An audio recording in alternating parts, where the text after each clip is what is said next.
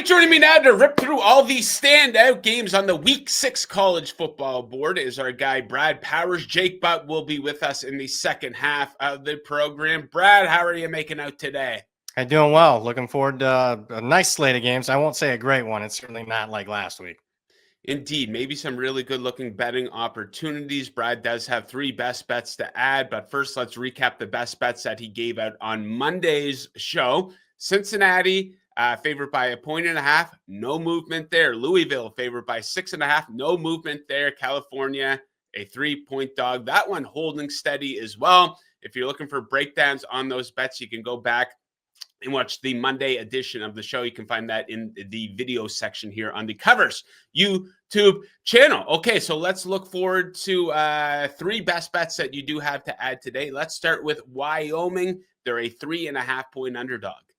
Yeah, it's more of a play against their opponent, UNLV here. UNLV's undefeated on the season, so you're thinking, how are you going to fade an undefeated team? Well, UNLV has played 4 games. They've beaten 4 opponents. Those 4 opponents have a combined 0. That's right, 0 wins over FBS opponents this year. So they haven't beaten anybody, so to speak. On top of that, UNLV really hasn't played much. They're coming off 2 byes in the last 3 weeks. So you wonder, with a first-year coach, have they gotten out of their rhythm a little bit? And then finally, for me, for the first time this year, might have some bad weather in a game like this. And by bad weather, I mean 50 degrees, wind, 20-mile-an-hour wind, rain. That doesn't scream UNLV wide open offense football. That screams more into how Wyoming plays. So Wyoming plus 3.5 for me.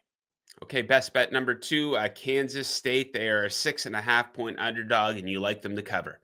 Yeah, I like Kansas State here. And sometimes this point in the season, maybe you're looking for like a fundamental change in a team because the market's just more efficient than what it was even 2-3 weeks ago. Now, Kansas State, started the season shockingly bad. Didn't cover any of their first 4 games. They had a bye week. They had a reset. Last week, they won and covered their first game of the season. So what was the reason behind it? Well, they got their best player back. Dylan Edwards, the running back, who had some preseason All-American type love as an all-purpose player, had 166 yards rushing. They're fundamentally a different team with him in the lineup. He hadn't been in the lineup the first 4 games. So with a fundamentally different team, I'm finding some value here on Kansas State plus 6.5. Okay, next up, Boston College, also an underdog of 6.5. And once again, you like the dog here. Yeah, BC's lost 3 straight, so how can you bet them? Well, 3 straight close losses for them. You change any couple plays in those games, and BC's unbeaten on the season. Now, maybe you're thinking maybe that's more of a trend.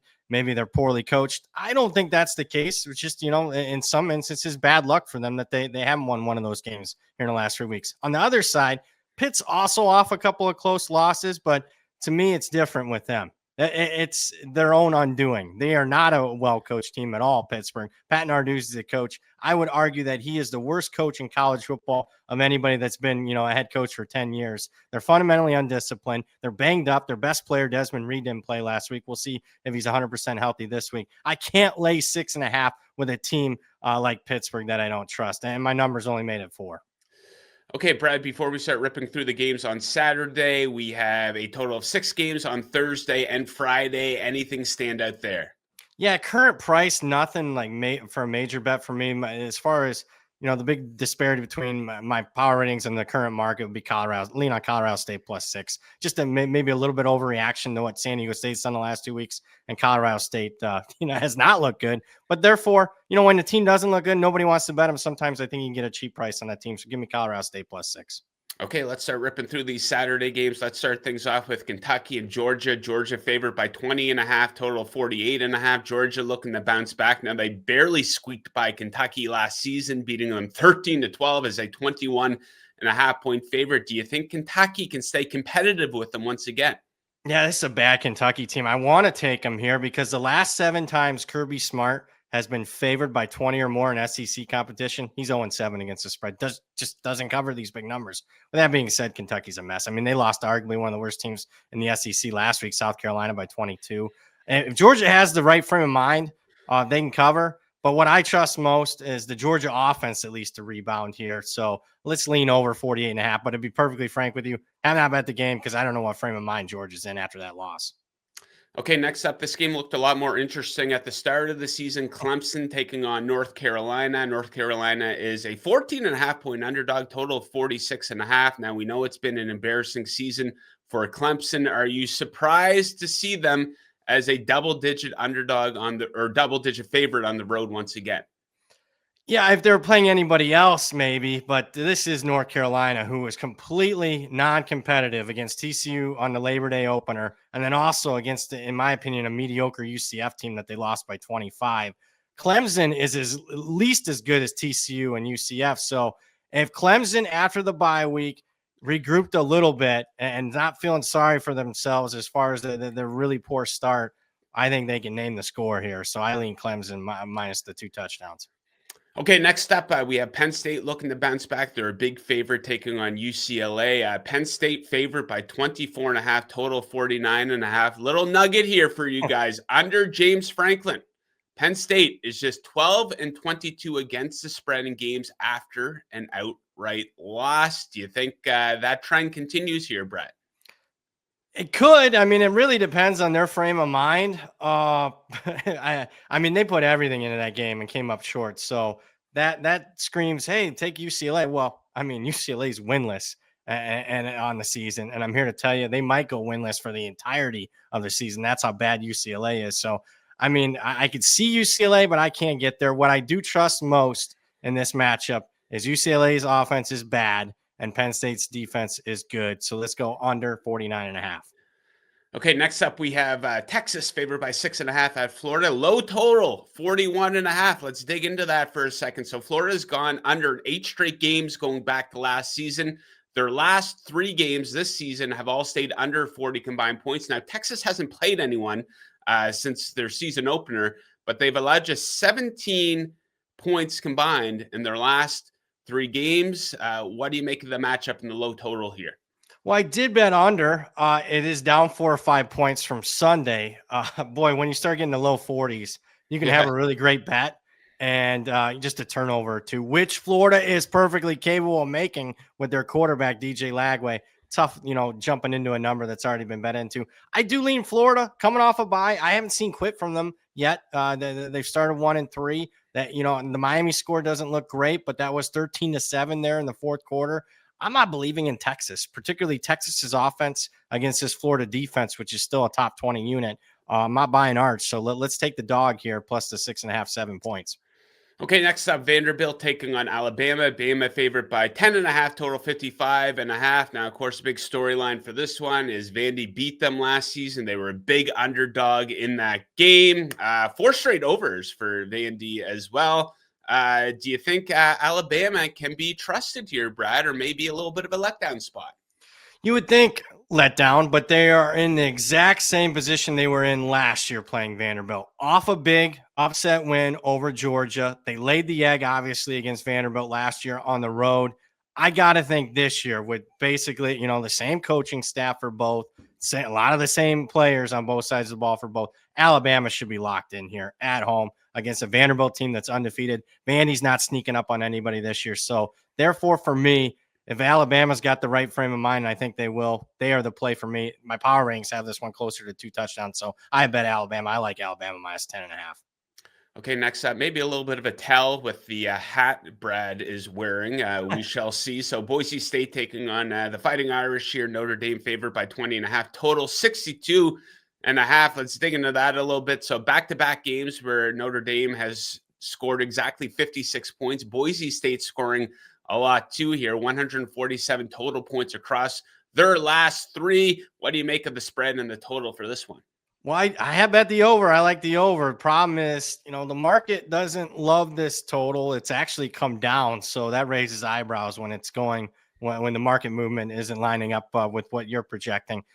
So with the total coming down a little bit and you got a big underdog here, I'm gravitating more towards the underdog Boise State here. And speaking of that 20.5 point spread for Boise State, it is the largest underdog roll in any game for Boise State since 1999 for them. Ooh. I like Boise State plus 20.5. A little nugget from our historian, Brad Powers. Okay, primetime Saturday night, Miami's favored by 4.5 against Florida State, total 53.5. Perfect 4-0 to the over for Florida State this season. Miami handled them pretty easily last season, winning by 22. Do you think the Hurricanes can keep rolling? No, I lean towards Florida State. I think the market's kind of telling you that Florida State's the right side here. 10 years ago, this line would have been a couple points higher. So we're not seeing any overreaction to Florida State's loss to Virginia last week. It probably was. They can say whatever they want. They were probably looking ahead to this matchup against Miami. Florida State's offense, you mentioned them going over the total 4 times. Number 1 in the country, averaging 600 yards per game and 53 points per game for the Noles. Miami's been really good, but overrated Florida offense they beat, and South Florida, and a Notre Dame quarterback making his first start. This will be their toughest test defensively for facing that Florida State offense. I lean with Florida State here plus 4.5. Okay, let's wrap things up with Ohio State playing host to Minnesota. The Buckeyes favored by 23.5 total on the lowest end of 44.5. So Ohio State still hasn't allowed an opponent to reach 10 points here so far this season. Also a great bet going back to last season. Ohio State 7-0-1 ATS in their last 8 games. Do you think that run can continue? I would lean towards the Buckeyes, even though it's a big number with a low total. Normally, I gravitate towards the underdog there. I'm going to go derivative market here. I'm going to go Ohio State team total over 33.5. Offense hasn't looked, great this year. So why are you betting the over? It actually has to go, more to do with Minnesota's style of play. Minnesota's compromised at the running back position. They couldn't even run the ball last week, so they had to throw it a bunch. Well, when you're throwing it a bunch, that kind of leads to more of a higher scoring game. And I think the most trustworthy unit for me is not Minnesota's offense scoring against Ohio State's defense. But if we're getting a little bit more plays and a little bit more tempo here, I like Ohio State's offense to go over 33.5. Hell yeah. Okay, Brad, we will leave it at that for today. Enjoy the games this weekend. Best of luck with all your bets, and we'll catch up with you again on Monday. All right. Thanks for having me. All right, joining me now to break down some of the biggest games of the week, along with some of the biggest storylines of the week, is our guy, former Michigan Wolverine and Denver Bronco, current analyst at the Big Ten Network, our guy, Jake Butt. Jake, how you making out today? Doing great, Joe. I know Thursday, now we're about to look forward, but what a great weekend of college football games last weekend. I had a sleepy one afternoon kick, Northwestern UCLA. Most people, I'm sure, were not tuned in. Competitive, but I was able to get home and sit on my own couch to watch Oregon, Penn State, Alabama, Georgia. That's not something I get to do too often, and thank goodness those games delivered. Outstanding stuff. Yeah, that was absolutely fantastic. So let's start there before we get into this weekend. So a lot of big games last weekend, resulting in a lot of big winners. Both Oregon and Alabama winning on the road as an underdog. Ole Miss handled themselves against LSU. Which big winner were you most impressed by last weekend? Oregon. I cannot say enough good things. I'm extremely high on Oregon. I just think what I saw when I went back, I did a film breakdown. I've watched the game 2 or 3 times now. I played in that whiteout night game, Happy Valley. It is deafening in there. You cannot hear a thing. Operationally, you cannot communicate up front. On top of the fact, we knew Penn State was desperate for a win. They put all their chips on the table and said, we have to win this game. And yet Oregon was clearly the more prepared team. Schematically, they had answers. They executed at a high level.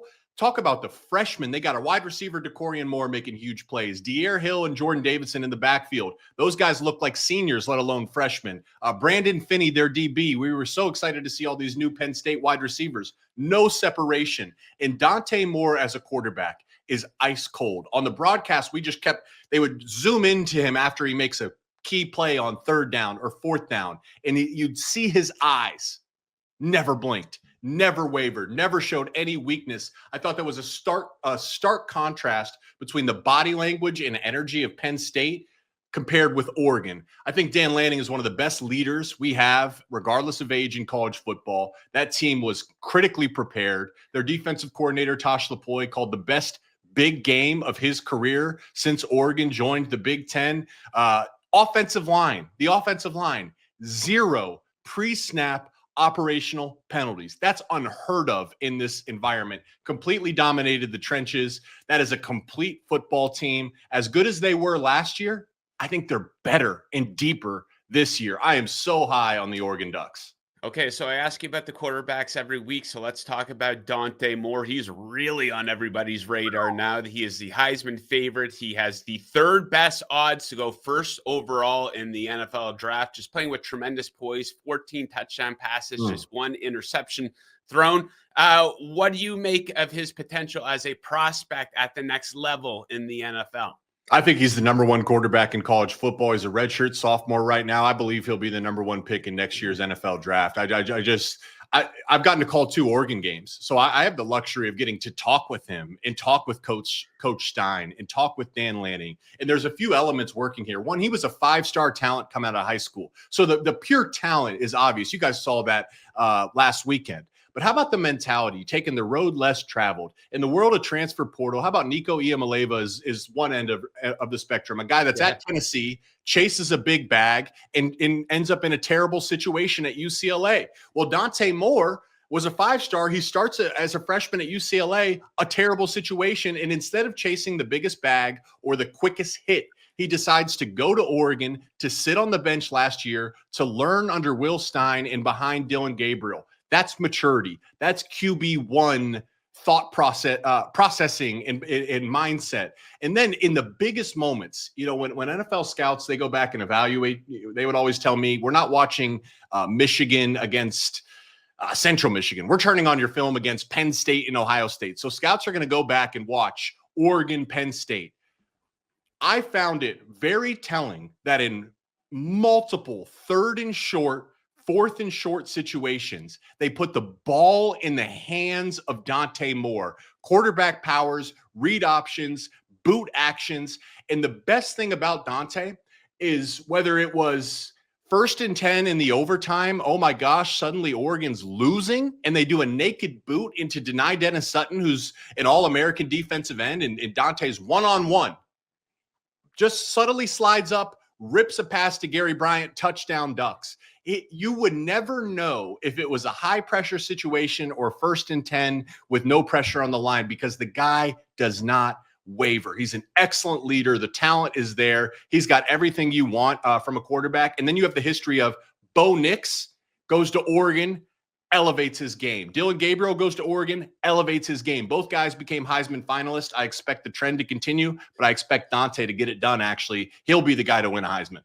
He looked really good in a Miami Dolphins uniform. Okay, our weekly check-in on Michigan. They are back in action this weekend, favored by 17.5 points, taking on Wisconsin. Mainly positive here for Michigan so far this season, 3-1.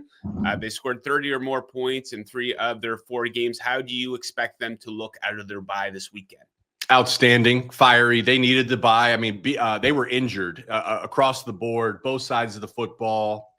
Trenches, skill position. That bye week was a great reset because Michigan plays such a physical brand of football for everybody to get healthy. But then the other piece is hey, who's going to emerge in the wide receiver room? And they got a couple freshmen they're really excited about. One guy is his name's Andrew Marsh. 6 foot tall, about 200 pounds. He's a slightly shorter version of Nico Collins, who was at Michigan before going to the Texans. But he's a freshman, and he makes freshman mistakes. That bye week is so important for young freshmen to catch our breath a little bit, get ahead on some of your studies. And I believe what's going to happen is Michigan should easily win this game against Wisconsin. They should let Andrew Marsh play 50 or 60 plays and get all the mistakes out of you. Because Michigan needs to know if they can trust a true freshman in Andrew Marsh on the road against USC next week or at home against Washington the week after. The run game's going to be dominant. Bryce Underwood, their freshman quarterback, what an advantage for him to catch his breath coming off a bye. And as good as the defensive front has been, Derek Moore, their probably day 2 NFL draft pick, he's their edge. He said, you guys haven't seen anything yet. They have more packages they're going to show, and he thinks there's another level to be unlocked there, which is scary for the rest of college football. Michigan, I think these next 3 weeks, Joe, they'll win against Wisconsin, but how do they look? I just kind of laid it out. Going on the road to USC and then at home against Washington, that's a 3-week stretch where we will know exactly what to expect from Michigan. If they get out of there scotch-free and looking good, it's a playoff team. Hell yeah. Okay, let's get into a couple of the bigger games of the week. Let's start things off with Texas. They're favored by 6.5, taking on Florida. Total on that a really low end, 41.5. So rough stretch for Florida, of course. Texas did smash them 49-17 last season. Now, Texas hasn't played anyone even remotely talented since they lost to Ohio State. They've been a favorite in the high 30s in 3 straight games now. Do you think Florida can be competitive with them? Well, let's just talk about it. I just think this is such an important game for both programs. Florida, disappointing 1-3 start. I mean, you lose this one, and that the buyout conversations are going to continue to heat up. A loss for Texas, meanwhile, and it's like, man, this season's pretty much wasted, right? You got to win this one. So I consider this a must win for both teams, but especially Texas. Let's talk about DJ Lagway, and he's going to be going up against Texas's defense led by Pete Kwiatkowski. Here's my analogy when I look at Florida's offense. When you ever listen to like jazz music and there's a bunch of independent instruments like saxophone and a bass and a trumpet, whatever, usually it all comes together. There's a bunch of individual pieces. They're like bad jazz music. There's a bunch of individual pieces, but they're not making really good music. What's really concerning is one of their best advantages is DJ Lagway. He was a top 5 deep ball thrower last year. Not the case this year, not completing the deep ball. Texas hasn't been giving it up either. The only one deep pass the Texas defense has surrendered was that touchdown to Carnell Tate week 1. We're not going to see that from Florida. I think they're going to struggle to score. On the flip side, though, this is a big game for Arch. So it's not just the team. It's a big game for Arch. Florida's defensive line coming into this season was supposed to be one of the best defensive lines in all of college football. They just simply haven't been. Now they've been beat up in fairness. Here's the key. Arch Manning has an 88 pass grade per PFF when kept clean. He has an 85 pass grade when facing zone. Florida plays a ton of zone coverage. Can they get pressure? They will play zone. So can they get pressure and make life uncomfortable? But this feels like a perfect setup game with the conditions where Arch is most comfortable in. If the Texas O-line can hold up and if Florida continues to play zone, big opportunity for Arch. Obviously, I'm buying Texas here. I think they win, but it's more about how they look, especially with quarterback Arch Manning. Okay, next up we have Vanderbilt take on Alabama. Alabama coming off that massive win last weekend. They're favored by 10.5, total 55.5. Now, a big storyline coming into this one is, of course, Vandy upset them last season, winning outright. They were an underdog of 23 points. Now, Alabama looks like they have their act together. Do you think they'll keep their act together in this matchup? Can't wait to see that. I think we're still feeling some of the effects of that upset last year. You know, I know that the head coach, Kalen DeBoer, certainly is like, what Kalen DeBoer first year? This is not the standard. This is not what we're used to. I'll get to the mental side of it in a second. But I'd say Ty Simpson, as excited as I am about Dante Moore, Ty Simpson, the quarterback for Alabama, he's right up there. I mean, he's maybe the second or third, if not the first most impressive quarterback in college football. This is going to be a duel between Simpson and Pavia, the quarterback for Vanderbilt. Two great talents. Simpson, there's 2 versions of him again. And I don't – PFF grades tell a story that you can't look at them all the way, but they do tell a story. And there's enough data where I feel confident sharing this. There's 2 versions of Simpson, the Alabama quarterback. When he's kept clean versus under duress. When he's kept clean, he has a PFF grade of 92.4. That's number 6 among all quarterbacks in college football. Kept clean, 11 touchdowns, 0 interceptions. He's been outstanding when he's kept clean. Under duress, he has a 48 PFF grade. That's 96th in college football. 54% adjusted completion rate. There's the game for you right there. Can Alabama's offensive line keep them clean? They've been one of the best offensive lines in college football, but sneakily for Vanderbilt, they got a top 15 pass rush grade and a top 15 coverage grade. That's the game for me right here. Kirby Smart was not able to get pressure. There was 40 dropbacks against Georgia. Only 5 times was Simpson pressured. When he's kept clean, he's going to light you up. So can Vanderbilt can they get pressure on him and force him to throw into tight windows? That's going to decide the game. But I will say, Joe, just real quick, last week we saw the mental side of it. James Franklin, mental. He can't get over. He can't win these big games. Ryan Day lost to Michigan last year, a game he should never lose. Mental. There's a mental side of this game that makes me really like Vanderbilt. That I think it's almost like psychological for Kalen DeBoer right now. Yeah, maybe a little bit of a letdown spot for Alabama potentially as well. Okay, next up, let's go to primetime Saturday night. What a great night in sports. You throw in the Major League Baseball playoffs, big UFC 320 event, by the way. We have a preview up on the Covers YouTube channel with George St. Pierre right now. So if you like the UFC, check that out. But in college football, prime time, Battle of Florida, Miami favored by 4.5 on the road, taking on Florida State, total 53.5. Now, Miami stomped them by 22 last season. Florida State coming off an outright loss as a 7-point favorite against Virginia. Do you think Florida State can bounce back? It's going to be a challenge, and it's something that we see in sports, but particularly in football. You're most vulnerable after an emotional game, and that was an emotional, devastating loss. You know, the loss on the road, it was Virginia, right? Double overtime or whatever. It was a close game, whatever it was. It just kind of neutralizes you have that great win to start the season against Alabama, but then you drop a conference game, and all of a sudden this becomes a must win for Florida State. On the flip side for Miami, if you win this one, it is clear sailing. They'll be in the conversation, already are, for the top team in college football, but it's clear sailing right to, probably a bye in the college football. Here's the game that's going to decide it to me. Miami and Carson Beck, they've been outstanding on offense, but this is a unique challenge because Florida State's run game is dynamic and they've been outstanding, led by Gus Malzahn, their play caller. It's more about scheme than anything else, but I just want to share some numbers with you. They have the 6th highest rush rate in college football. It's number 1 in the Power 4, though. So they are running the ball. That is the identity of everything they do. 3rd highest rushing grade.